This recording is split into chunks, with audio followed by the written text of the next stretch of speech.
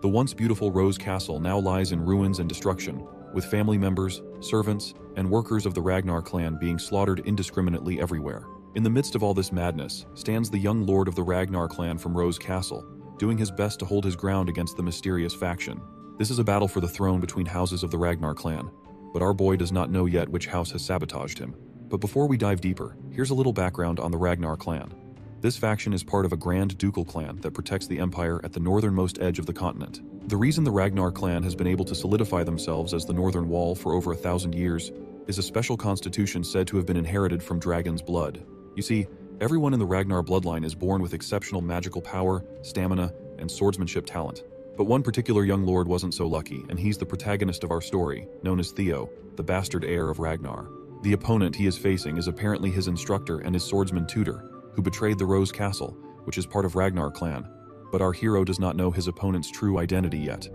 This filthy man just mocks our boy, calling him a talentless fool who's good for nothing, even though he comes from the prestigious Ragnar lineage. When he pulls off his mask, Theo's eyes widen in disbelief as he struggles to believe that his master, Rendon, would be the one to betray him. The man keeps berating Theo, saying he watched him train tirelessly every morning despite his lack of talent.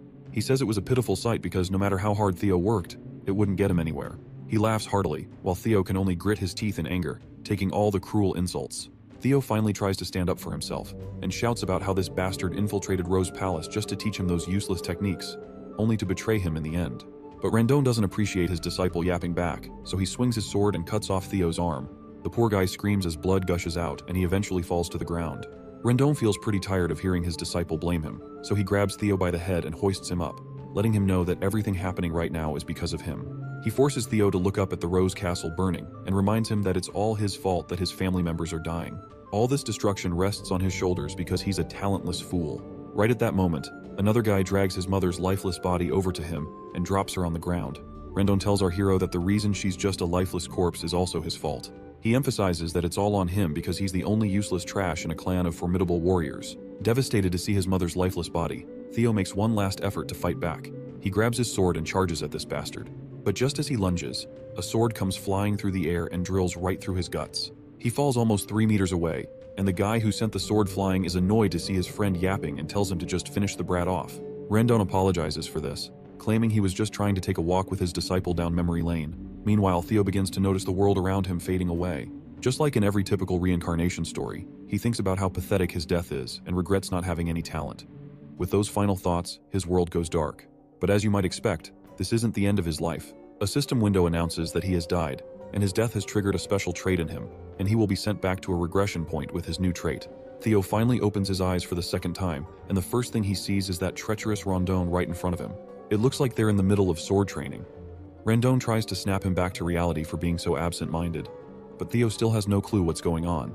He wonders if he's having flashbacks of his life, and can't believe that the face he flashed back to is Rendon's annoying mug. It feels like a cruel joke from the universe. Suddenly, a system window pops up in front of him and he stares at it, completely clueless. The system window tells him to punch Rendon in the face as part of his tutorial quest. At this point, Theo is more confused than ever about what the hell is happening. He wonders if this is how flashbacks are supposed to work. He also notices that Rendon can't see this system window either. I guess Theo isn't complaining. He just drops his training stick, balls up his fist, and with all the power he can muster, lands a solid punch right on this bastard's face. When the punch connects, there's no change in Rendon's expression. He has no clue what this moron is trying to do. Meanwhile, our boy smirks to himself, thinking about how everything feels so damn realistic. Rendon finally responds to the punch in anger and throws a solid attack at Theo, sending him crashing backward.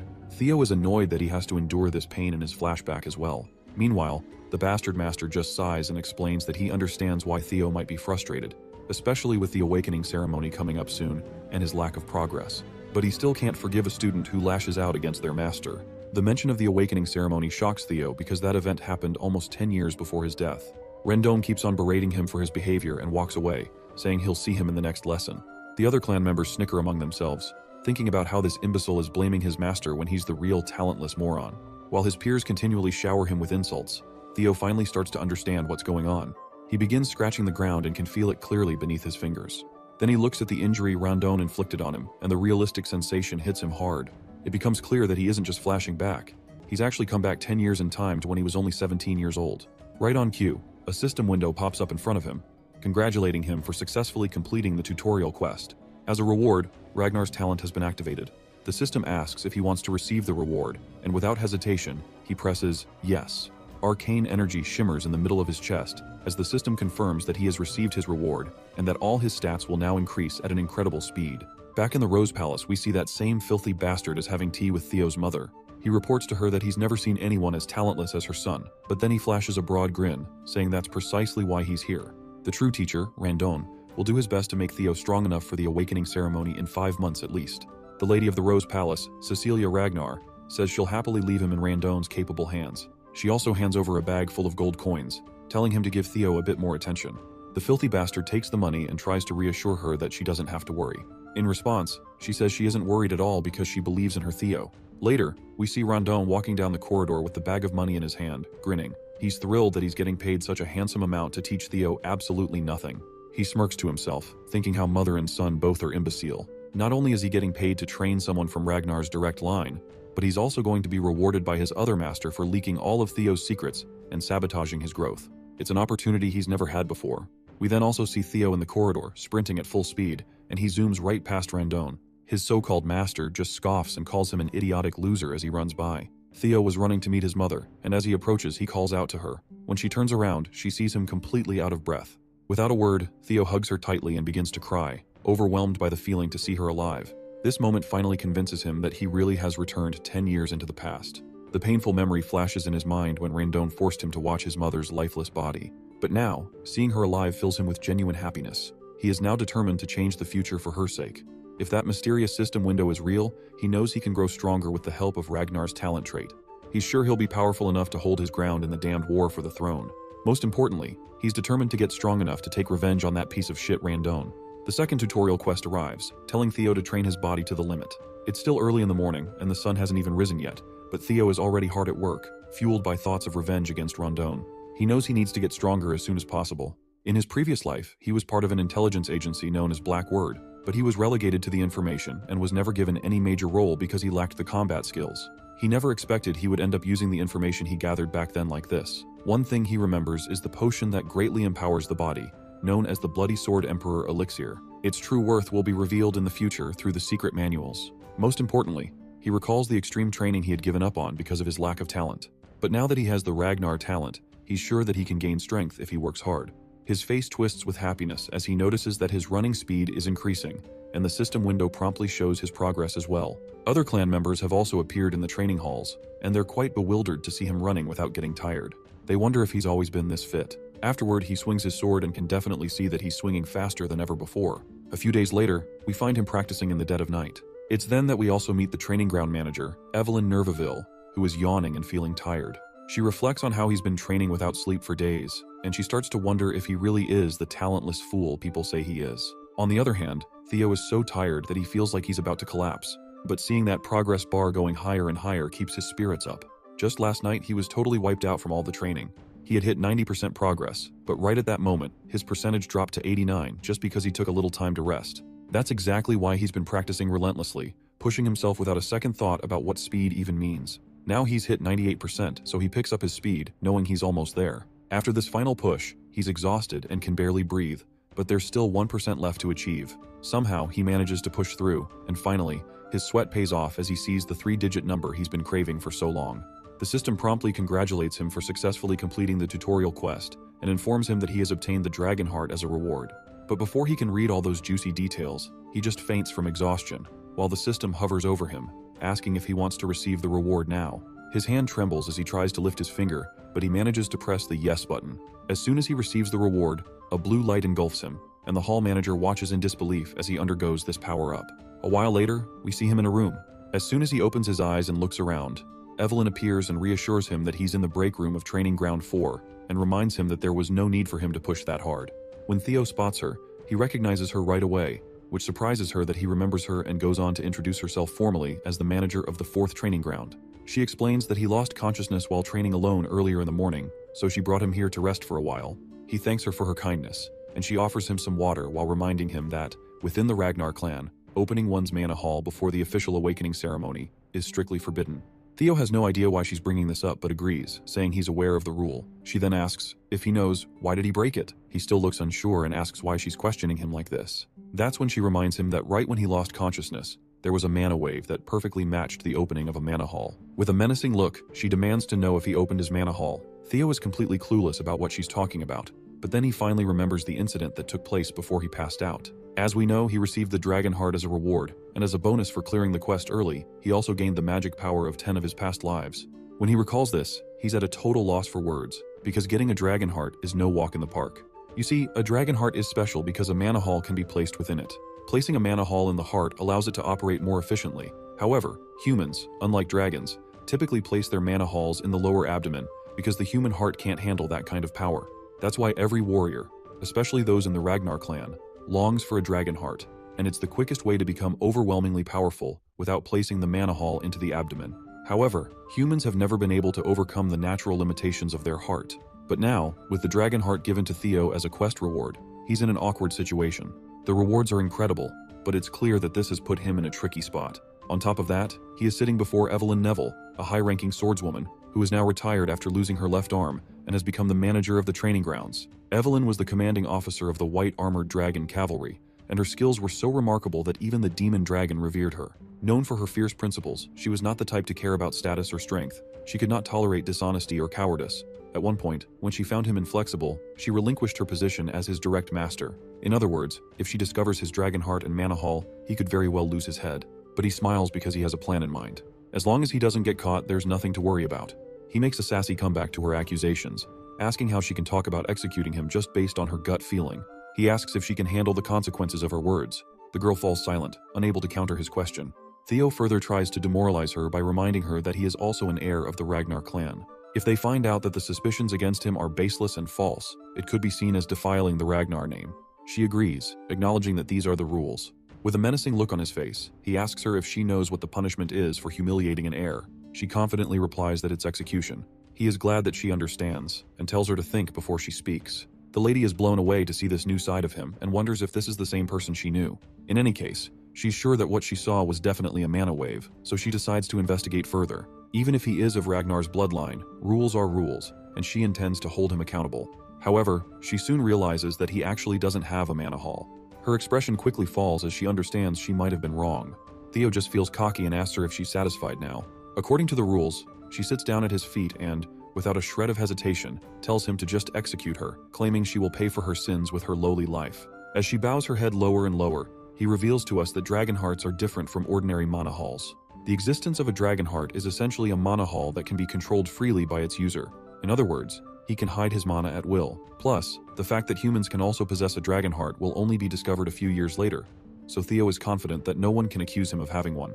Instead of executing her, he places a reassuring hand on her back and tells her there's no need for that. He walks away, saying she did her job and that not many would risk their lives to demand the truth from an heir, which he appreciates about her righteousness. But the truth is, Theo just doesn't want to kill her because she is one of the strongest. Keeping her alive would benefit him in the long run. He then explains that the restriction on opening mana halls before the awakening ceremony is meant to prevent overflow. He's glad to see her concerned about someone like him, who is a bastard of Ragnar. And with that, he leaves her sitting there quietly. Theo walks confidently, feeling on top of the world as he recalls that not only does he have the dragon heart, but he also gained 10 years worth of magic power from his past life. A few days later, we run into this shithead once again, screaming at Theo, telling him to swing a bit more to the right. It seems like Theo is pretending to be weak, and it's getting harder to listen to Randone insult him every chance he gets. Theo can't help but notice how this bastard is subtly but deliberately teaching him weird sword techniques. He's becoming more certain that there's a mastermind behind Randone's actions, and he's convinced that the person who gave him that final blow in his previous life must be the true mastermind. Theo decides it's time to find out who that mastermind is, and a smirk spreads across his face as he realizes what he should do next. Randone, meanwhile, keeps yelling at him, and that's when Theo snaps the stick he was holding in two. He lets this jerk know that he can't listen to his yapping anymore because his lessons are utter trash. He further asks this piece of work how he even became a mid-rank swordsman with the trash skills of his. To further provoke him, Theo reminds him that he'd probably struggle even against demonic beasts. Of course, Randone takes the bait and is fuming at this point, but Theo isn't backing down either. He strides toward the old man and makes it clear once again that his skills are pathetic. We soon learn that Theo's plan is to provoke Randone into resigning from his position. And if things go south with Randone, Theo is certain this bastard will contact his mastermind. The scene then transitions to Camellia Palace, where we see a man bursting into a pub with a big grin on his face. He calls out to someone named Axion and announces to everyone that the bastard of Ragnar is going to duel his master next week. The man in question, Axion, just sits there silently, unable to even lift his glass from the table. Meanwhile, the excited guy keeps going on about how Theo was blaming his instructor for his lack of talent, and is confident that Theo will be left disabled after the duel. Suddenly, the glass Axion was holding smashes into the loud guy's face, knocking him out cold with a single hit. The guy is seriously pissed off, and makes it clear that he doesn't care if some bastard ends up half disabled.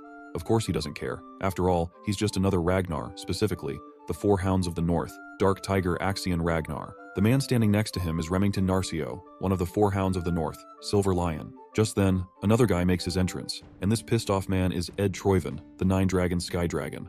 He looks particularly worried and says that things might go wrong if they let their guard down. But Axion reassures him that this is only true for people with talent, so they don't need to worry about Theo, who is essentially a muddle-headed nobody. However, Ed points out that with the Ragnar clan, unprecedented things can happen, even from the slightest possibility. Axion responds that it's actually a good thing that Theo is trying to mess with Rendon, which means that the instructor should be more than capable of handling our boy.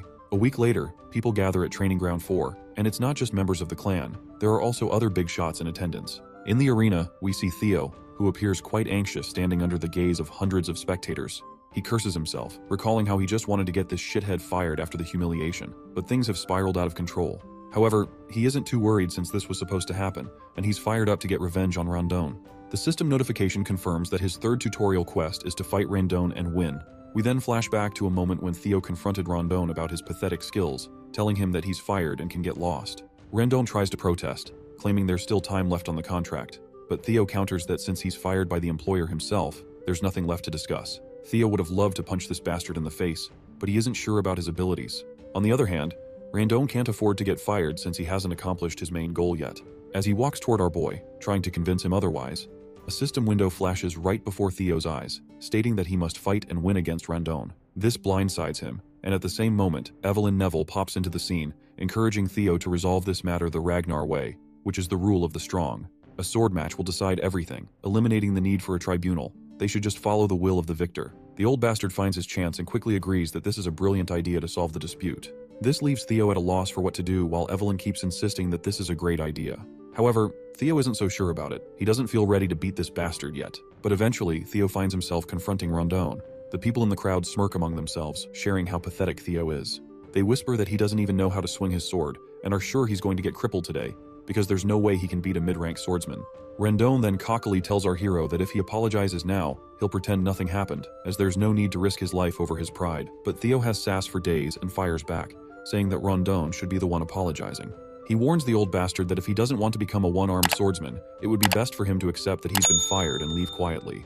Rondon simply smirks with a big grin on his face, thinking about how this fight is in his hands. He decides to take advantage of the opportunity to kill Theo while pretending it's just an accident. Once the battle starts, Rondon invites our boy to come at him first, offering the first strike as his teacher. Theo charges at him with his sword raised, and everyone's jaw drops when they see this imbecile charging recklessly, not even knowing how to swing his sword properly. Rondon delivers a few sword strikes, but Theo manages to safeguard himself. Meanwhile, the old bastard continues his barrage of swings. As he corners Theo, he thinks to himself that this is the obvious result. After all, Theo isn't even a low-ranked swordsman, he's an apprentice swordsman. He strongly believes that while Theo's skills may have improved slightly, it's still not enough. He admits that if Theo were at least at the level of the Four Hounds of the North, it would be a different story. But in his mind, there's no way this imbecile from the Ragnar clan could ever beat him. The scene then transitions to a few days earlier, where Theo turns to Evelyn and asks her what she was thinking when she suggested the match. She simply replies that she was trying to help him. If he wants to cut Rondon out, he needs to be strategic about it, as she strongly believes Rondon has someone backing him up, so just firing him won't solve the problem. Theo asks her how she knows all this, to which she responds that it was obvious since Rondon was teaching him a bizarre sword style. She had someone secretly investigate him. Theo is bewildered to hear this. Evelyn didn't bother to catch this person in his past life, but now she's making an effort to expose him just because he caught her interest due to the Mana Hall incident. She explains that her investigation revealed that all of Rondon's traces lead back to Camellia Palace. Well, this isn't surprising to Theo. He's more annoyed to realize that all of this is happening because of the miserable war for the throne. But then he quickly dispels his anger and annoyance, saying it's surprising she deduced this much. He explains that with his current skills, he's afraid he can't beat Rondon yet, so he asks her what she plans to do now. To this, Evelyn tells him that he can beat Rondon, and advises him to stop underestimating his own potential too much. Back in the fight, Rondon keeps throwing one blow after another, but Theo fends off all of these attacks as if they're no big deal. This is making Rendon wonder what happened to this brat, as he's clearly not the Theo Ragnar he knew. The tables have completely turned, and now it's Rondon who's struggling. Everyone in the crowd can feel the constipation of defeat. We also see this hoodie guy, Remington, and he is also shitting his pants in some corner of the seating area, though I'm not entirely sure if he is Remington. Meanwhile, Evelyn is having the time of her life watching the fight. For some reason, she's really proud of him. Then, the scene shifts to the past, and we find out that in just 1 week, she's the one who personally trained him. She admits it is technically against the rules for her to do so, but since Rondon is a jerk, he doesn't deserve to be a teacher anyway. This revelation puts a smirk on our boy's face. He's feeling a mix of excitement and arousal, convinced that having Evelyn in his debt was totally worth it after all. However, there's one thing he's concerned about. He wants to know what's her real reason for going so far to help him. He asks if it's because of what happened last time. She agrees that's true to some extent, but she also mentions there's someone she knows who would like him, because that guy is obsessed with collecting talent. Back in the present, the battle rages on, and Rondon is getting more desperate by the minute. He starts to wonder if this brat has been acting like an idiot and pretending to be weak on purpose all this time. In the middle of the fight, our boy asks him who's backing him, which makes the old bastard lash out, questioning what he means by that.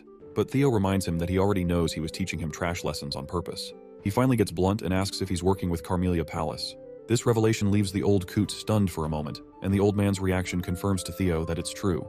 With that cleared up, our guy swings his sword the very next moment, severing the old man's hand. The amputated hand flies through the air, leaving the crowd absolutely boggled. The wannabe teacher cries out in pain and starts cursing under his breath. Theo strides confidently toward this shithead, finally feeling like he's actually gotten stronger. He reminds this old bastard of the words he had said in his past life. It was his fault things had come to this because he had been a weak, talentless fool. With a menacing swing of his sword, Theo throws those same words in the old man's face, reminding him that he is the weakest one here. He tells the old man that given Ragnar's belief in the rule of the strong, someone as weak as him shouldn't have come here. Then, with one final swing, the sword comes down, and this fucker's head rolls across the ground, leaving the blood splattering everywhere. The system window pops up promptly, congratulating him for successfully completing Tutorial Quest 3. Not only did he win the fight, but he also exceeded the objective, so he's earned a bonus reward. The system asks if he wants to receive the reward now, and of course we already know what his choice is. Everyone in the crowd has finally sharded their pants. It's mind-boggling to witness an apprentice swordsman just slaughter a mid-tier swordsman like that. Meanwhile, our guy is feeling like this old bastard was ridiculously weak. He's actually embarrassed that he ever suffered at the hands of someone like that in his past life. But hey, things are definitely different this time around. The system then reveals that the ability known as Observation has been activated as a reward, and as an additional bonus, he's gained 1 year of magic power. That's when a man comes crashing down from the sky, slamming into the ground like a goddamn meteor. Before our boy can even react, this man shouts Theo's name as he grins widely. The man in question is none other than Julius Ragnar, the demon dragon and commander of the white armored dragon cavalry. Theo is absolutely stunned to see him. He can't believe it's really him and starts wondering how long he's been watching this whole time. Meanwhile, the crowd starts losing their minds, because this man is the commander of the white armored dragon cavalry, and everyone's freaking out, trying to figure out why someone of his rank is even here. I think this is the guy Evelyn was talking about, the one who likes collecting talent. We then see Evelyn herself, absolutely devastated and dejected that the commander has literally destroyed the flooring with his landing. On the other hand, Julius looks like a literal beast, and his terrifying appearance leaves Theo sweating and completely unsure of what to do next. But his worries seem unwarranted as the man just laughs, flashing a big broad grin. He looks like a friendlier version of Brutus from Popeye the Sailor Man show. He gives gentle pats to our boy, which let's be honest are not so gentle. He continues to laugh, saying he's quite surprised to see someone carrying this much talent with him. He adds that it was a little disrespectful to kill his teacher, but he admits Rondon deserved every bit of it. Then, he bursts into laughter again as he pats Theo over his shoulder, and then promptly invites him to join the white armored dragon cavalry. Evelyn had already expected this much, while everyone in the crowd is left with their jaws hanging open. They're struggling to believe that the infamous Julius Ragnar has scouted someone as inexperienced as him to join the elite white armored knights. That's when we catch a glimpse of Remington once again. He asks a guy nearby if he's ever heard of a case where an apprentice swordsman who hasn't even undergone the awakening ceremony has been scouted. The stranger looks unsure how to respond and admits he's never heard of such an occurrence. Of course, Remington knows this too. It hasn't happened in the entire history of their world. Meanwhile, we hear our hero's thoughts. He thinks it's impossible to gauge someone's true potential while their mana hall is closed. Even if their swordsmanship is exceptional, their magical power could be lacking. So, no matter how great Julius Ragnar is, he can't be entirely sure if Theo has any potential. Still, he wonders if the demon dragon Julius can see that kind of potential in someone like him. Theo quickly declines the offer to join, doing so flatly, without a shred of hesitation or doubt on his face. Julius is left looking like he just bit into a sour lemon. The crowd is in shock as well, their jaws hanging open at how coldly Theo turned down such a prestigious man. There's a moment of silence in the entire hall as everyone processes what just happened. As the day passes, news of the incident spreads throughout the clan. Everyone is talking about how this young master Theo, seen as an imbecile, destroyed his teacher, and when the demon dragon tried to scout him into the white armored dragon cavalry, he turned down the opportunity. Opinions are divided on whether he's being humble or just arrogant. The scene transitions to Carmelia Palace, where we see a lady who looks pretty pissed off that Randon has been killed and everything has gone off the rails. She is actually the lady of the Carmelia Palace, Amil Ragnar. A man steps in to assure her not to worry, reminding her that Randon was a noob, assigned only because of his terrible skills. She brushes it off, stating that his death isn't a major concern. The man speaking to her is her brother, Sky Dragon Ed Troyven, whom we've seen before at the pub. She explains that the demon dragon personally reached out to Theo, and what's even more troubling is that people are saying Evelyn ordered it. This means they can't interfere by assigning Theo a new master anymore. If Theo starts to stand out, it'll become much harder to take control of the Rose Palace. At that moment, Axion enters the scene, casually asking why they're so worried. He reassures them that there's no way the clan head will take an interest in this situation, and their plan can proceed as usual. Emil asks if he understands that the best way to take control of the Rose Palace without offending the clan leader is for Theo to remain powerless. Her son acknowledges this and says he knows it already, adding that he's certain Theo is still powerless. After all, how much could someone like him really have changed? He believes that Evelyn and the demon dragon have always been interested in underdogs, so there's no reason to make a big deal out of it. But Ed Troyven isn't vibing with his nephew's nonchalance and warns him not to take the situation lightly. That's when Axion pulls out a letter and, with a sly grin, says that since his mother and uncle are so worried, he'll just play with Theo a little and remind him of his place. Later, the scene transitions to the training grounds, where Evelyn is giving Theo props for his good practice session. He thanks her back, saying it's definitely different learning from a proper master like her. She then mentions that it would have been better if he had joined the white armored dragon cavalry, and she is curious about why he declined the offer. Theo thinks to himself before responding. He considers how it would be a lie to say he didn't regret rejecting that juicy offer since it was his dream in his past life. However, he just smirks, thinking that joining now would be detrimental for him. There's no reason to limit himself this early in the game. When he thinks about the privileges that will come with being at the top after the awakening ceremony, getting into the white armored dragon cavalry doesn't even compare. So he just smiles and says he didn't want to receive any special privileges and that he still feels he's not ready. He's satisfied just training with her for the awakening ceremony. Evelyn then reminds him that the commander will probably be disappointed after being rejected like that. At that moment, Theo decides to use his observation skill for the first time. He reads all of her stats, and without a doubt, she's a high-ranking swordswoman. He learns that she admires his humility and character, and she feels a sense of energy and purpose teaching him, which is something she hasn't felt in a long time. We also read that she misses the white armored dragon cavalry. Theo is thrilled to realize just how useful this observation skill is. He then squints a little and notes the last line about Evelyn missing the white armored dragon cavalry, which he finds quite surprising. That's when a guy enters the scene, introducing himself as Sybil Drea. He mentions that he's come from the Southern Inspection Post and has something he needs to discuss with Theo. Theo finds this guy a bit intimidating and isn't sure what this discussion is going to be about. He then decides to use his observation skill again, and he learns that Sybil possesses a strong longing to spar with him. The revelation makes him sweat with anxiety, and he feels terrified at the thought of fighting someone with such a scary face. Right on cue, the system notification pops up, showing the 4th tutorial quest. His main goal is to discard the title of Imbecile of Ragnar, and he has already made almost 28% progress. Sybil Drea was quite frank with his intentions. He declared that he wanted to follow the young master Theo. He even honestly confessed that he was one part of the masses that just ignored the seemingly untalented Ragnar. He used to believe that the title of Ragnar's imbecile was a perfect fit. Theo appreciated the honesty, but he could not help but feel a little pissed off. The bastard was practically bad-mouthing him without realizing what he was saying. Sybil had a change of heart when he came to learn that the young master came out every morning to train harder than anyone else. Moreover, he was honored to see the results of such efforts in the fight against that fraud, Randon Harvey. Sybil reveled at the sight of the instructor's head flying in the air. He was astounded to see Theo's miraculous growth firsthand. The sight of demon dragon Julius Ragnar personally inviting the young master to the white armored dragon cavalry was etched on his mind. Sybil proclaimed that Theo had become his idol from that point on. He wanted to give up on himself after being called the idiot of the Southern Inspection Office. But that changed when Theo appeared. All he wanted was the opportunity to clash swords with his hero.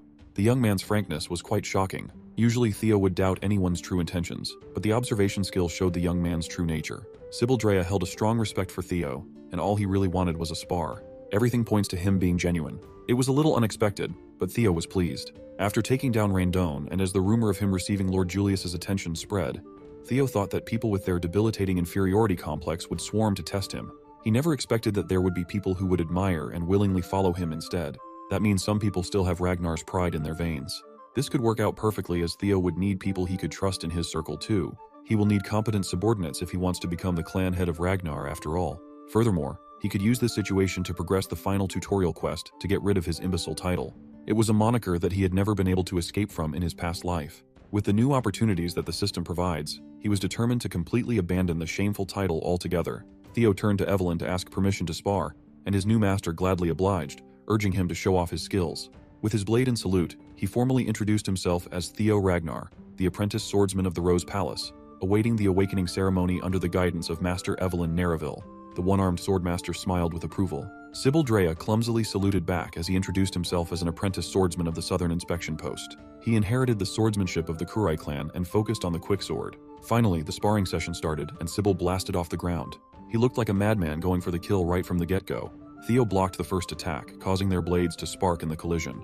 The idiot of the Southern Inspection Post was undeniably quick. His speed was the one thing that he was incredibly confident about. Just from their first exchange, Sybil could already feel that the young master's skill was the real deal. Meanwhile, Theo was wondering why the kid was labeled an idiot in the first place. If he faced this guy in his previous life, he would have struggled to take even just a few hits. But of course, he had come a long way from the previous him. Theo went on the offensive and swung his blade to send Sybil flying like a rag doll, losing grip on his sword. For the current Theo, this was child's play. Poor Sybil almost threw up his insides from the excessive force that hit his solar plexus. He eventually crashed against the training area's stands. Fortunately, he wasn't gravely injured. Sybil tried his best to stand up and praise young Master Theo's mastery of the sword. He immediately conceded the loss with gratitude. Theo remained graceful in victory and saluted the young man, telling him that it was a good fight. While holding his sword in salute, he stared at his reflection from the dazzling blade. An idea struck his mind.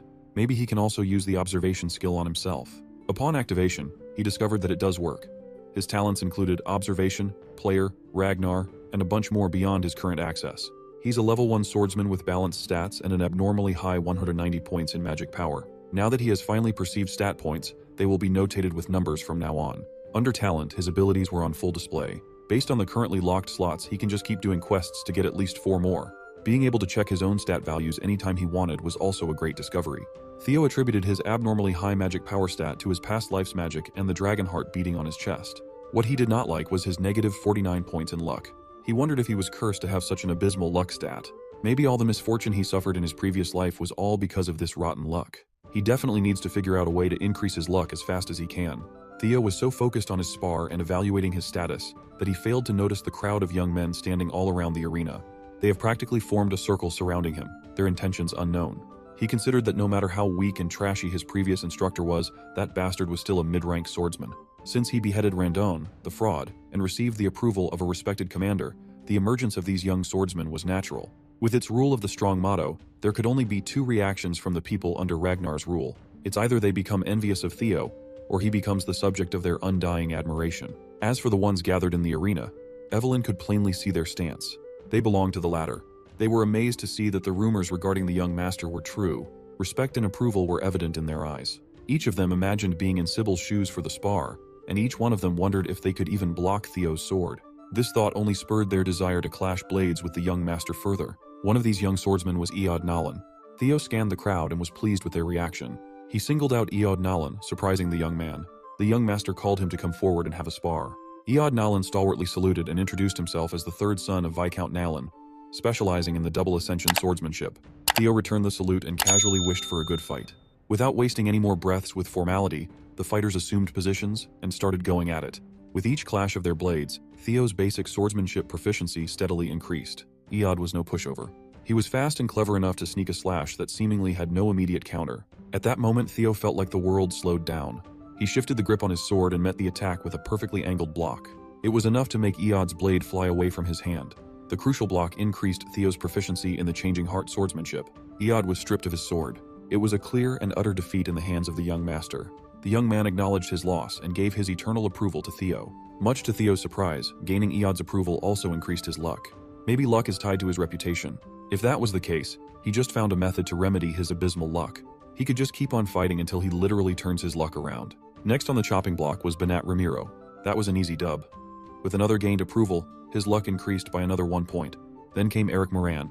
He put up a decent struggle, but it was a struggle nonetheless. Next was the approval of Manfred Nonbert. Without stopping his sparring onslaught, he wiped the floor with Manuel Noir. The thuggish-looking Viro Perenc did not even last a whole minute. After a while, Theo was wholly immersed in battle as he continued his winning streak with Daniel Riemann. By the time he was done with most of the young swordsmen, he was itching for more. He called the next challenger, but no one was stepping up to the plate. He fought so much to the point of near exhaustion, but upon checking his quest progress to escape the imbecile title, it had only progressed by 1%. Maybe it's because these people have already approved of him. He might need to seek stronger foes or show off his skills in front of the people who still look down on him. Either way, he's going to need something different. Suddenly, a man parted the crowd, telling Theo that he looked exhausted. He argued that he'll rest when the need arises, but right now, he can still fight. Since he claimed that he's still in shape to fight, the armored man dubbed as the Silver Lion, Remington Narcio, formally asked for a sparring match. Theo and the crowd of young swordsmen were not expecting so esteemed to show up. Remington's one of the four hounds of the North, after all. The four hounds of the North consisted of Hulkus Lanka, Ray Ragnar, Remington Narcio, and finally, Camellia Palace's very own Axion Ragnar. They hold the title of the four strongest people within the Awakening Ceremony generation under the Ragnar clan. Remington Narcio claimed to have come early to observe the swordsmanship of the young lord before the Awakening Ceremony. Saluting with a smile on his face, Remington thanked Theo for honoring his request. The Silver Lion is a talented sword genius with keen senses and an outstanding work ethic. Right now, he's just surprised at the appearance of an unexpected rival in the form of Theo. Theo Ragnar returned the salute with pride. This time, he introduced himself as the 31st son of the great guardian of the North, Kyle Ragnar. He never expected to meet, let alone spar with the sword genius Remington. He respected this man in his past life. When he stated that he was honored to be able to cross swords against the famed young deputy clan head of Narcio, he meant it. Immersed in the intoxicating vibe of fighting non-stop, Theo just wanted to show Remington his skills. Both of them are looking forward to a great fight. Theo watched as the Silver Lion's aura exploded to a terrifying degree, and he wondered if his current self could actually defeat Remington. Both fighters charged forward, their blades colliding and sparks flying. How strong could one of the four hounds of the North be? Each one of their clashes shook the stage fiercely. Theo kept his eyes on the prize as shards of steel flew all over the arena. Remington smiled as he did the same. One of the fighters' swords was cleanly cut after sustaining quite a bit of wear and tear. Evelyn did not let her gaze wander as she watched closely. The young swordsmen who were defeated at the hands of Theo were speechless. In the middle of the deathly silent arena, the broken blade's clanging noise as it hit the ground reverberated. It was Theo's sword. In a single clash of sheer strength, Remington sliced his blade cleanly, stopping his attack inches away from lopping Theo's head off. To everyone who saw what happened, the result was clear. Young Master Theo lost. Sybil refused to believe that his idol would be trounced so quickly, but it was the obvious result. They resigned to the fact that no matter how much Theo had grown, it was still impossible for him to beat one of the four hounds. They were the strongest of the current generation for a reason. Sybil argued that the fighting spirit Theo demonstrated was more than enough to admire. Much to every bystander's surprise, the White Lion suddenly declared that the duel was his loss. He respectfully saluted Theo. His form was impeccable as he humbly thanked the young lord for the duel. Remington asserted that Theo's sword was already worn out by the time they started, not to mention the fatigue he was feeling after multiple fights. Theo insisted that on a battlefield, no one would offer such considerations, so he already accepted his defeat the moment he lost his blade. Remington returned with an understanding smile. The White Lion and the imbecile shook hands. A more profound respect for one another formed between the unlikely tandem. Remington genuinely hoped that they could have a proper duel in a more ideal setting next time, and Theo did too. Everyone watched in surprise as Theo was acknowledged by one of the four hounds, thinking that the young master really was built different. The duel with Remington raised his quest progress up to 35%, a massive jump, all things considered. Evelyn sighed in relief from the sidelines. This could not have ended more perfectly. Theo finally had a gauge of just how strong the hounds were, thanks to Remington's display of power. By obtaining talent and secret manuals through quests, Theo had become incomparably stronger than he was in the past. But he felt true power the moment he crossed blades with the White Lion. He was reminded that he's still greatly lacking in a lot of aspects. It was a shame that the duel fizzled out thanks to his current condition, but he still gained a lot from the brief exchange. His luck increased by 10, and his reputation has dramatically improved. As for the quest, he's still a long way from finishing it all at once, so he might have to actively look for other methods. He needs to set a stage to gain approval. Remington confessed that he did not come to this place for a simple duel. He actually wanted to extend an important letter to Theo. It was a formal invitation to the so-called Scaled Dragon Society. Just hearing the name of the Scaled Dragon Society made all the young swordsmen's blood rush to their heads. It's a high society group with an exhaustive selection process. Furthermore, Remington himself was inviting the young master. To be invited to the Scaled Dragon Society was an honor for any rising star. Theo modestly asked if it would really be okay for him to be admitted to the club. The White Lion hurriedly assured him that he was more than qualified. Besides, he insisted that it was not that serious of a group in the first place. Most of the prominent members simply view it as a social group for peers waiting for the upcoming awakening ceremony. Theo can't discern if Remington had ulterior motives for this invite. but he knows that the Scaled Dragon Society is currently centered around his half-brother, Axion.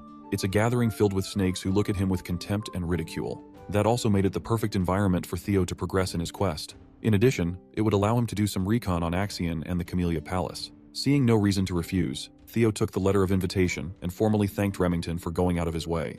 He promised to participate and enter the den of his enemies. Remington happily shook his hands, glad to have roped in another rising star. He also told Theo to never hesitate to ask him about anything.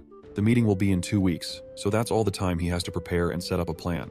Evelyn took a drag of her cigarette, seemingly worried about his new disciple. Moments later, the news of Theo getting invited to the high society gathering reached the Rose Palace. Theo's mom, Cecilia, burst into his room with an excited smile plastered on her face. He was just about to personally deliver the news, but that doesn't seem necessary anymore. Cecilia had already gathered the palace's grooming team to his room. Since he had been invited to participate in something significant for the first time, his mom was naturally excited. It was a club featuring Axion, the son of that cunning Amel, and brilliant talents like Remington. The youngsters even garner attention from the council itself. Cecilia knew that everything, from how Theo dresses to how he composes himself, would be under close scrutiny. She took out a tape measure and started taking Theo's sizes. Cecilia knows that her boy would show no fault when it comes to etiquette, but attire and demeanor are different matters entirely. Fortunately, this was a facet of high society that Cecilia could personally help him with. She used to be a successful actress after all. She was just glad to be involved and to be of assistance to her dear son.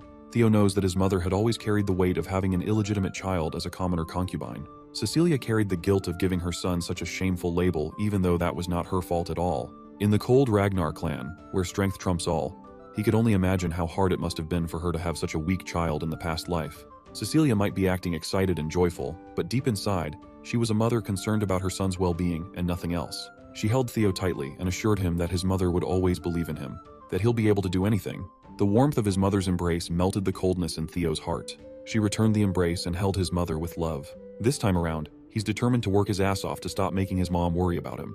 While she was excited at the thought of her son joining the Scaled Dragon Society, all Theo could think of was pulverizing the whole damn snake's nest. 2 weeks later, the night of the society banquet arrived. Remington personally came by the Rose Palace to pick Theo up in a lavish carriage. As soon as he saw the young man, he thought he was seeing a different person. Theo had ditched his training clothes and obtained some exquisite drip thanks to his mother and the palace staff. Instead of a warrior, he looked more like an aristocrat. Remington commented on his new look, and Theo took it as a joke. The White Lion wasn't joking. He was genuinely impressed by the young master's transformation. Theo had to admit that his body had undergone a massive overhaul. He grew taller, his muscles developed perfectly, and all of this was a result of a mere 2 weeks of diligent training. During those 2 weeks, Remington surprisingly came to see him to train together every day, and they have gotten pretty close now. He also gained quite a decent following with Sybil and the others. Evelyn was saddled with teaching a whole battalion of Theo fanatics when she only agreed to teach the young master for a short interim. It was a lively 2 weeks of training, to say the least. Even now, Theo was still recovering from interacting with so many overeager people. Today, he's headed to his first formal banquet. Remington assured him that there was no need to be nervous, but the White Lion left him with a single warning. He explained that his friend, Axion, can be very mischievous at times. It was actually Axion who made the invitation to Theo, saying he wanted to meet the new rising star. Moreover, this entire banquet had been prepared for Theo's sake. Getting all this information certainly changes things. Not for the worse, mind you. This was actually better for Theo. He's already looking forward to being greatly insulted left and right. At the banquet hall, the Dark Tiger, Axion Ragnar, had already started sipping on expensive booze. He was quite excited to turn the imbecile of Ragnar into his new toy. The carriage pulled up in front of a lavish palace, signaling their arrival at the banquet's venue. Remington and Theo got out of the carriage. The young lord immediately scanned the place. He's about to enter the Camellia Palace, the home court of the scum who instigated Rindon to interfere with his growth. In the past life, they consumed him, his mother, and the entirety of the Rose Palace without mercy. His thoughts of vengeance were interrupted by Remington's invitation to go in. The lively Remington had received news that Axion would personally come and greet them, and he should be waiting at the entrance by now. It was obvious why that bastard Axion invited him in the first place. The fool must be thinking that since the imbecile of Ragnar is acting up, it's up to him to stop Theo's momentum. But the young master did not willingly come inside the snake's nest without a plan either. He will make Axion understand just who he's trying to mess with. As they got close to the palace, Theo stopped in his tracks as soon as he saw something in the corner of his eye. Up on the higher floor of Camellia Palace, the bizarre blue light of a system quest called to him. He was momentarily distracted by a possible quest inside the palace, so he didn't notice something rapidly descending in his position. Remington tried to save him from the unknown material, but it had already exploded with white smog before he could get close. Remington panicked and hurriedly called Theo. Thankfully, he was fine. It was just a sack of white flour aimed at him and launched from up above. Remington was furious at the childish prank. Theo acknowledged that he would not have been able to dodge, and the outfit his mom painstakingly made would have been ruined if this was his previous life. He thought Remington was in on the stunt, but that doesn't seem to be the case. The White Lion was just confused and angry at the unexpected situation. Welcoming him with flour must be the best those dumbasses up top could think of. The one stupid enough to think of something so immature must be those smug nobles watching from the windows. A familiar voice parted the nobles out of the way and asserted that this was just a little greeting between friends. A basic courtesy, if you will.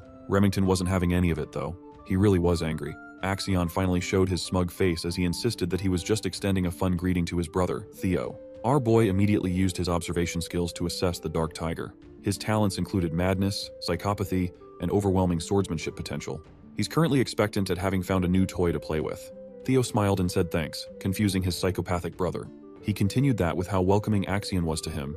He was naturally grateful, and he was very much looking forward to the party today. Axion's confusion quickly turned to elation. This brother of his had really become fun since the last time they'd seen each other. Finally, Remington and Theo entered the banquet hall, where every member of the promising noble society was gathered. It was an extremely private event, so only a select few were invited to wine, dine, and converse with their fellow talented peers. Everyone was focused on today's special invite. They can't understand why Axion would invite a bum. Even if Theo is also from a direct line of the Ragnar blood, he's still widely known as the imbecile. Having such trash in the Scaled Dragon Society was an unpleasant surprise for most. They had to admit that the drip was cold, though. Most nobles were privy to the fact that Axion was just playing with his new toy. Seeing as the trashy nobles didn't even bother lowering their voices, Remington apologized to Theo, insisting that these gatherings aren't usually this scandalous. Theo was just letting them talk trash about him as much as they wanted. In fact, the more people badmouth him, the better. That would make crushing them later much sweeter. Also, he noticed that the location of the blue quest light was nearby. He was pretty sure that it could be significant, but he doesn't have a natural way to approach it yet. Axion, the host of the party, descended the stairs to ask his brother if he was enjoying the party. Theo forced himself to calm down and just proceed with his plan as he mapped it out. He smiled and thanked Axion for inviting him again. Axion sarcastically apologized for the flower incident a few minutes ago, playfully admitting that he went a little overboard. He closed the distance between himself and Theo in the blink of an eye, grabbing his brother's shoulders tightly as he pressed Theo to accept his apology in front of everyone. Remington wanted to intervene, but Theo interjected that Axion had nothing to apologize for. He insisted on using Axion's words that the prank was just a greeting between brothers. The psycho was at a loss for words. Theo was just too calm and composed to rattle. He laughed and patted Theo on the back as if he was a proud brother. He never knew that the kid had spunk. He had changed a lot from how he used to be when they were little. Axion actually liked him more and more now. The nobles took in the sight of Theo smiling, going along with his brother's whim, calling him Axion's bitch. They even commented on Theo's illegitimate lineage compared to the noble blood of Troy Van. While it's true that they were half-brothers, the nobles believed that Theo and Axion were on an entirely different level, even if they were both Ragnars.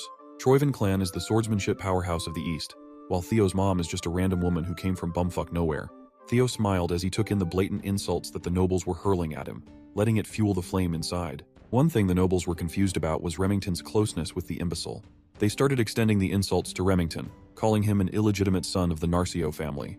The White Lion had been on edge since they arrived at the banquet. Hearing these nobles broach a forbidden topic almost made him snap on the spot. Theo reckoned that in just a few seconds, Remington might just go and steal his spotlight.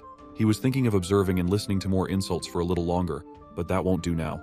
Before Axion could take him upstairs, he paused. Since he had just arrived, Theo asserted that he should greet his new friends as well.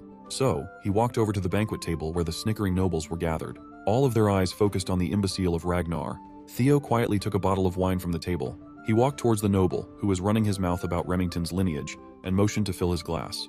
The noble smugly smiled and asked if he said something wrong. Theo shifted his grip on the wine bottle and swiftly shattered that thing on Blondie's head without mercy. Remington and even the psychotic Axion were shocked by this sudden turn of events. Blondie grabbed his head in agony as blood stained his piss-colored hair. Theo stood on top of him, still holding the bloody, broken bottle. The bastard dared to sit up and curse at Theo for humiliating him in front of everyone. Before he could run his mouth with a litany of the usual arrogant noble yapping, Theo sent a kick that broke the bastard's jaw. Theo's straightforward plan had finally started, as his eyes turned cold and crazy. He insisted that he was just giving Blondie a little greeting only to get a hurtful response back.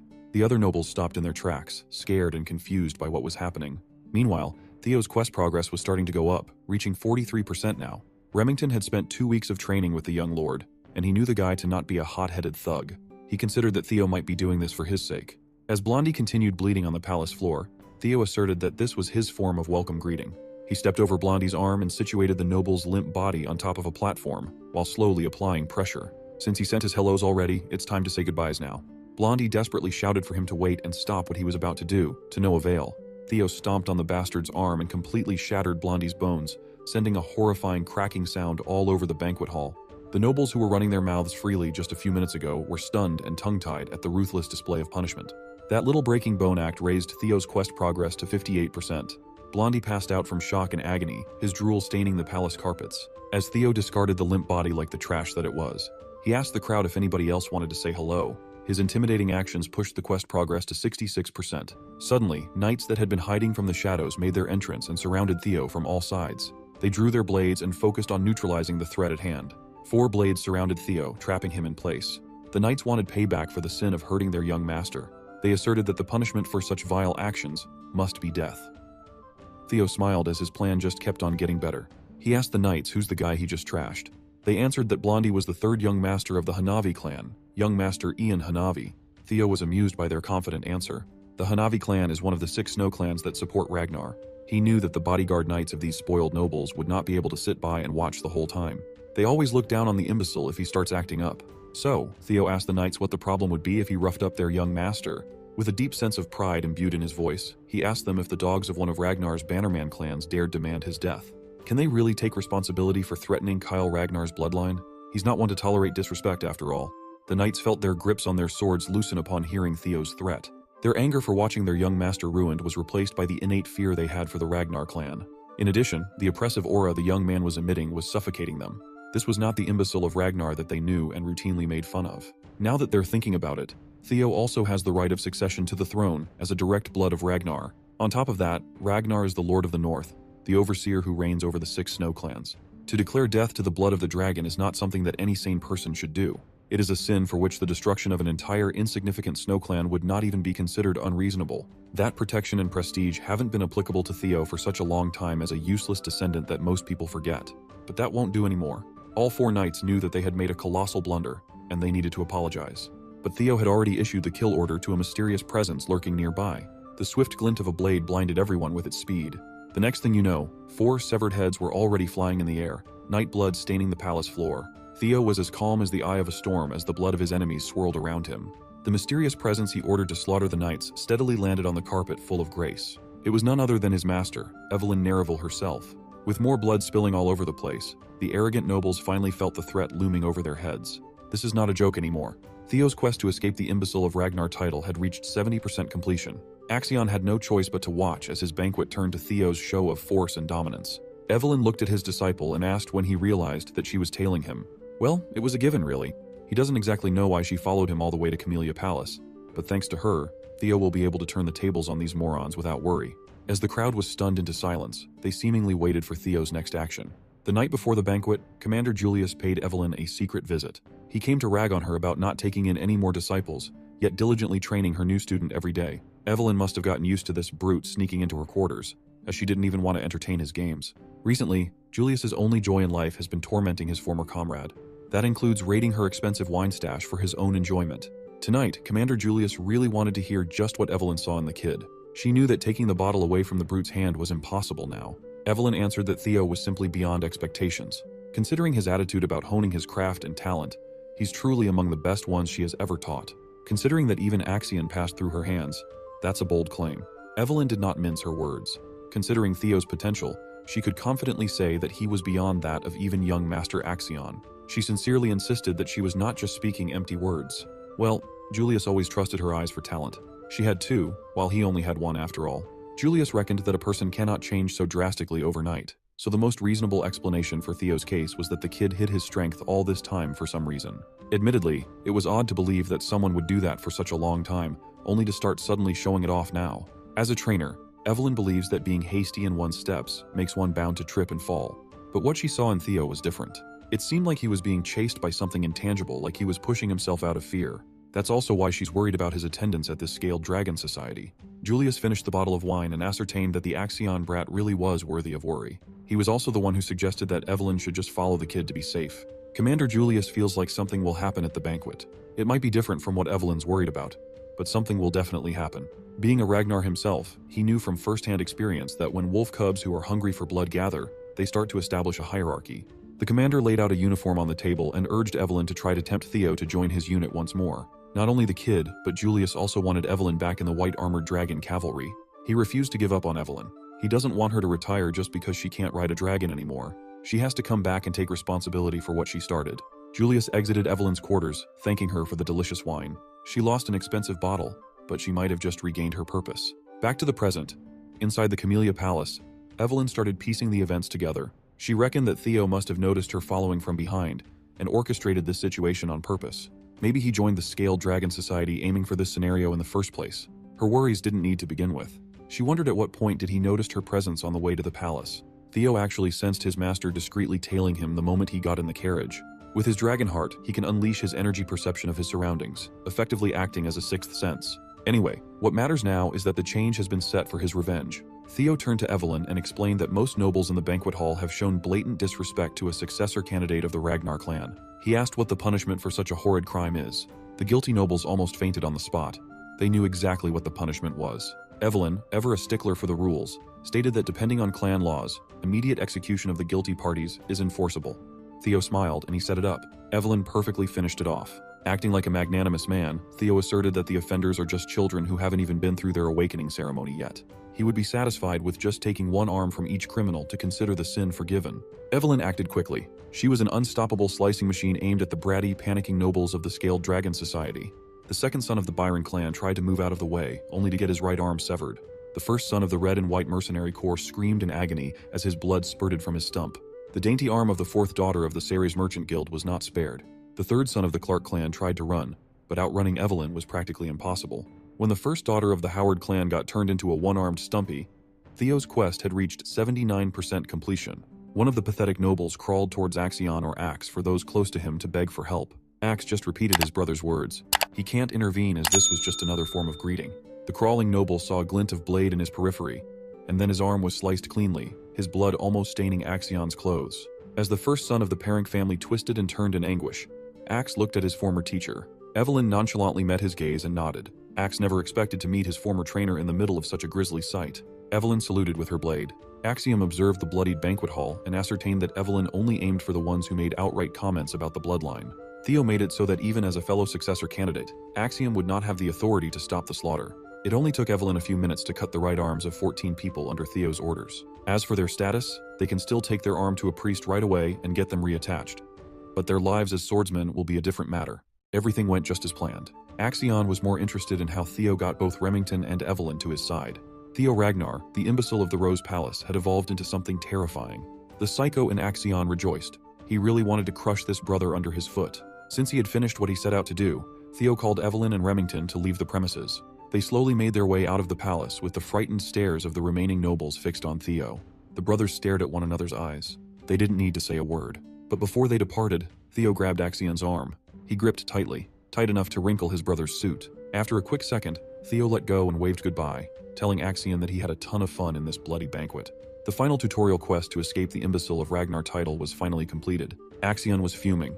He wanted to make a move right then and there, but he knew it wouldn't be wise. The psycho vented his anger by crashing out of his own home and screaming Theo's name at the top of his lungs. With all the tutorial quests finished, no one would dare to call Theo the imbecile of the family. The tutorial is finished, but his true revenge is only getting started. His reward for literally changing his public perception was an experience elixir, a tonic that instantly raises one's level by 5 if the user is below level 30.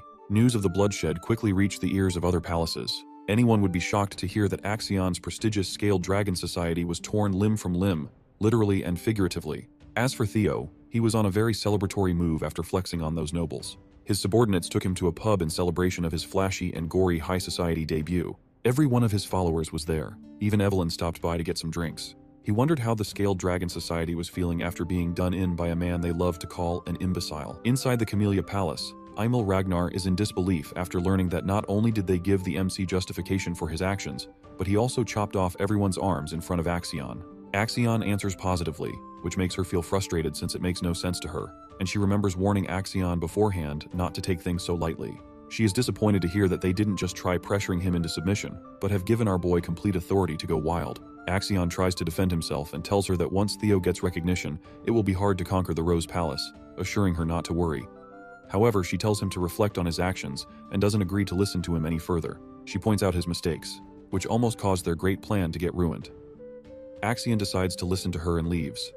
Emil wonders who Axion takes after to be so obnoxious. Ed Troyven replies that Axion resembles her when she was young. She's not in the mood to joke around, so he apologizes and assures her that the incident might not be worth worrying about so much. He explains that the Rose Palace has been a part of the clan head's harem, so it's very difficult to get its ownership.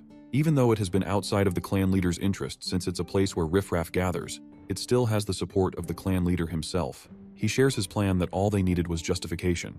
And thankfully, since our boy Theo has created chaos at the scale of the Dragon Society meeting, he is slowly becoming the representative of the Rose Palace. By using the incident as justification, they can suppress the MC through legal procedures. Emil is left speechless after hearing this and contemplates that the reason she was afraid of Theo becoming stronger was that she feared his power and influence would expand over time if the clan leader focused more on the Rose Palace.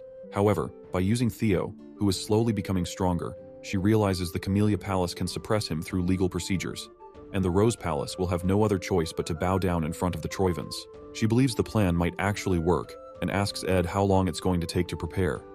The guy assures her that all preparations are already finished, and tomorrow morning when she wakes up, she will hear some great news. He comforts her and tells Emil that she can enjoy a bath and sleep well for the night while sharing that he has prepared an aromatic candle for her from the South Akron volcanic region. Emil decides to depend on her elder brother and shows her gratitude. Meanwhile, inside a tavern, Remington expresses how shocked he was and says he didn't know Theo cared so much for him. Our boy doesn't understand what he's saying and finds it funny to see him act drunk after drinking just orange juice. Remington says that despite enduring insults directed at himself, Theo didn't hesitate for even a second and stepped up for his friend as soon as Remington started getting insulted. He feels embarrassed and regrets not doing anything. Remington looks at the MC and feels surprised that Theo has been enduring the times when everyone looked down on him and saw him as an untalented, useless child. But he still ended up not giving up and becoming stronger. Even against opponents whom he doesn't have a slight chance of winning against, he showed strong willpower to win his battle against the Camellia Palace, which no one defies. Remington recognizes that Theo has the courage to wield his sword without any hesitation, and Theo did all that just for him. Theo's friend starts to get teary, and he realizes Remington has greatly misunderstood the situation. The guy gets up and tells our MC that despite the orders of his clan, he wants to follow a different idea and shares that he wishes to follow Theo. The people observing both of them start cheering and call the MC and his friend amazing. Theo tries to clear the misunderstanding, but Evelyn telepathically tells him to just let his friend be. He notices her, and she shares that it's not a bad misunderstanding, and that everyone probably intends to get along with our boy. After hearing this, he starts to smile, but understands that he is nothing special since all of his powers are thanks to the status window. He looks at his own stats and realizes that whatever he has gained is thanks to the status window while recalling that at first, he assumed it was a fragment of his own regrets. However, seeing how detailed this is, he realizes the status window is something else. He gets a vague sense of déjà vu but decides not to care about it since it's helping him improve. After the Scaled Dragon Society incident finished, the MC notices that his level has increased. Whenever a level up occurs, the system gives him points that can be used to raise his stats. Theo understands he can increase his abilities however he wants, and feels scared of the shining future that someone like him, who has so much potential, will bring. Evelyn sees his evil smile and gets concerned. Theo decides to prepare for the counterattack of the Camellia Palace first, and asks Remington if he is willing to help our boy with something. His friend assures him he can ask anything, a bit surprised to be called Remy in such a friendly manner. Theo pulls something out, and while giving it to Remy, he shares that the war for the throne between our boy and Axion is going to begin soon, so he needs help in the preparation for when the time comes. Remy becomes silent, recalling that in his past life, Remington became the clan head of Narcio, and the clan's forces became powerful enough to confront the Ragnars. The MC realizes how valuable this opportunity is for him to pull Remy to his side.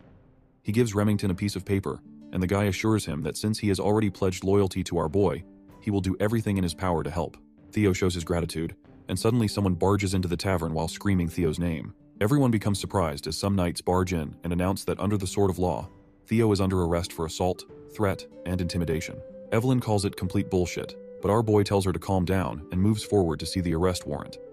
He notices that it's real and that the ink hasn't even dried, which shows his enemies were in a rush. He decides to go without a fight, and they quickly handcuff our boy. As he is being taken away, he smiles at his friends since he trusts them to handle everything in his absence. Remington and Evelyn are in complete shock. Remy directs his focus towards the paper Theo gave him. The news of Theo getting arrested reaches the Rose Palace, and Theo's mother, Cecilia, becomes stunned to hear that her son is being taken to the tribunal and falls down on her knees in shock. Her servant becomes concerned, but she assures him that she's fine and questions why her son was taken away. He reveals that it's because of the Scaled Dragon Society, and her son is being accused of inciting a rebellion. She becomes surprised and questions if her son will be taken to trial. Her servant believes Theo won't easily get out of such a situation since he destroyed the Scaled Dragon Society. Cecilia was not expecting that her son being invited would lead to such a mess, but believes that her son will definitely be able to get through this, because that's the kind of kid he is.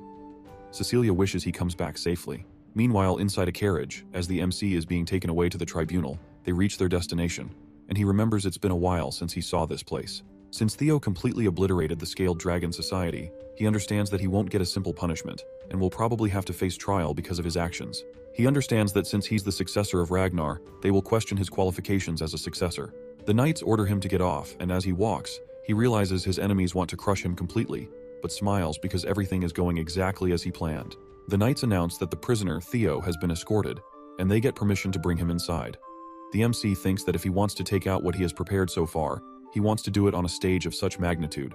He stands before some amazing figures and becomes a bit anxious seeing all of them gathered in one room. He sees the demon dragon captain of the white armored dragon cavalry, Julius Ragnar, and 4 of the 9 dragons who protect Ragnar, Sky Dragon Ed Troyven. The MC admits that he would have been extremely overwhelmed in his previous life, as he notices that the sword dragon lady of the Plum Blossom Palace, Osa Ragnar, and the elder dragon head counselor, Wolfgang Ragnar, are also gathered. Wolfgang sees our boy, and the MC remembers that it has been a while. He was not expecting to see Wolfgang in this place. Our boy understands that Wolfgang values bloodlines, so to him, a half-blooded illegitimate child like our boy must seem completely disgusting, and he notices Wolfgang does not even try to hide it. The man asks our boy if he is aware of the fact that he was summoned to answer for his crimes. He continues to tell our boy that the Byron clan, the Ceres Merchant Guild, the Red and White Mercenary Corps, and even the Hanavi clan are all cutting ties with the main family because of his foolish actions. Wolfgang becomes angry and calls him a bastard, questioning if he can bear the damage he has caused. He makes it clear that our boy is going to be held accountable for dragging Ragnar's honor through the dirt. Theo agrees with him and admits that he was far too careless. Instead, he should have cut off their heads, not just their limbs. Everyone becomes shocked, but the MC continues to tell them that all the other clans are their subjects. He says the Lord has given them land and honor, and the subjects are the ones that need to offer their loyalty and lives to the Ragnar. This is the way of chivalry, and despite knowing this, they defied their lord. The MC shows his frustration and says that if he had known about their insolent behavior, he would have severed their heads instead, and tells Wolfgang they should be punished to restore the principles of chivalry. He says he could not just sit by and watch Ragnar's honor, maintained for over centuries, get trampled on. Everyone becomes speechless while Julius calls our boy impressive and expects he will be given a normal punishment after the justification. Wolfgang thinks that the MC is mocking them with his sophistry, but Osa Ragnar understands his opinion and admits that Theo is correct. Wolfgang is surprised to see her take his side. Osa explains that Ragnar is strong, but it's not truly great, so they still need to listen to the voices of their vassals and knights. Otherwise, their clan will inevitably fall because she thinks that they can't rule the world with power alone. He understands her and decides to keep that in mind. The MC observes that the first wife of the clan head, who is the best swordsman in the north, is fortunately taking his side and is not hostile toward him. He is surprised by her actions and doesn't understand why she is doing that. Osa hopes our boy understands that the punishment he is going to receive is justified. He asks about the punishment, and Wolfgang tells him he will get 3 months of probation. Theo shares his wish to participate in the ceremony, which angers Wolfgang, as he thinks our boy is talking back. But Osa decides to take his words into consideration and allows our boy to participate in next year's awakening ceremony. Ed believes that it has already been decided that the children Theo injured will be participating next year.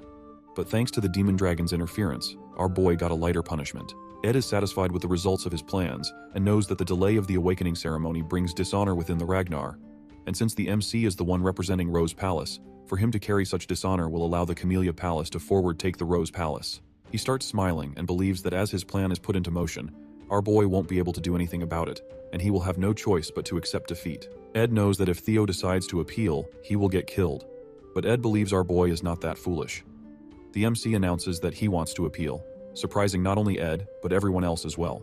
Ed tries to stop himself from smiling as he calls the MC a huge fool, since his arrogance has no limits. Ed looks happy that things are becoming easier for him. Julius questions if our boy is aware of what it means to appeal. He answers positively and understands it's not something that can be resolved with just 3 months of probation, so the demon dragon definitely pulled some strings. But he decides to follow his plan, and tells them that in the strong and proud Ragnar, appealing means war.